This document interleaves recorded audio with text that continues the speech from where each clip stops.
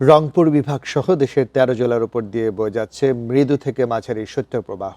শীত পরিস্থিতি নিয়ে জানাতে নীলফামারী থেকে যুক্ত হচ্ছেন সহকর্মী আরফিনুল ইসলাম।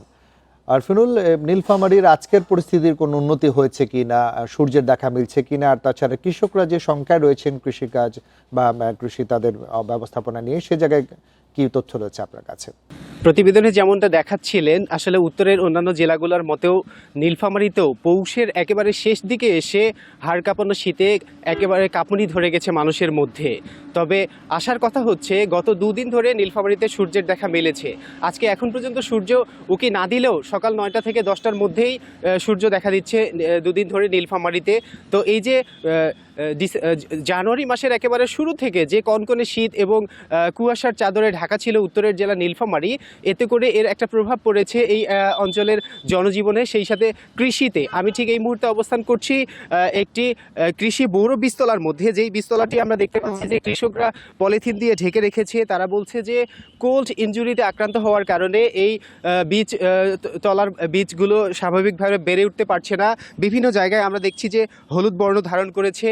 এতে এগুলো যাতে নষ্ট না হয়, সেজন্য নষ্ট হওয়া থেকে রক্ষা করার জন্য কৃষকরা পলিথিন দিয়ে ঢেকে রেখেছে। অন্যদিকে নীলফামারী একটি তিস্তা বেষ্টিত অঞ্চল হওয়ার কারণে এই সময়ে তিস্তার চরে কৃষকরা বিভিন্ন ধরনের সবজি উৎপাদন করে থাকেন। তো তারাও বেকায়দায় পড়েছে, কারণ কনকনে শীতে মাঠে কাজ করতে গিয়ে বেকায়দায় পড়তে হচ্ছে তাদেরকে। হাত জমে আসছে, তারা বেশি সময় মাঠে টিকতে পারছেন না। আর এই প্রচণ্ড শীতের একটা প্রভাব পড়েছে নীলফামারীর স্বাস্থ্য বিভাগেও।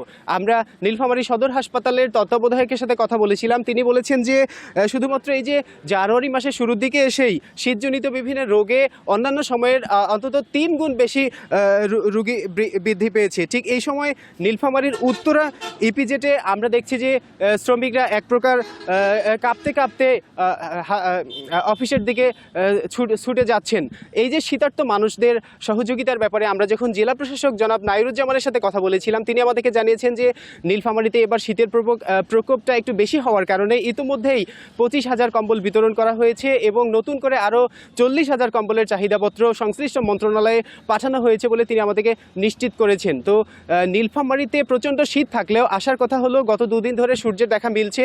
সকাল 10টা থেকে একেবারে বিকেল 4টা পর্যন্ত ঝলমলে আলো বিরাজ করছে। এতে কৃষকদের যে ক্ষতির শঙ্কা ছিল তা থেকে কিছুটা হলেও স্বস্তি ফিরে এসেছে। এই অবস্থা যদি স্বাভাবিক চলতে থাকে তাহলে এই বীজতলা সহ অন্যান্য যে ফসলের ক্ষতির আশঙ্কা তারা করছিলেন সেটা থাকবে না বলেও কৃষি বিভাগ আমাদেরকে নিশ্চিত করেছে। তো নীলফামারী থেকে শীত পরিস্থিতি নিয়ে এই ছিল আমার কাছে সর্বশেষ। নীলফামারী থেকে সহকর্মী আরফিনুল হক জানাচ্ছিলেন সর্বশেষ পরিস্থিতি।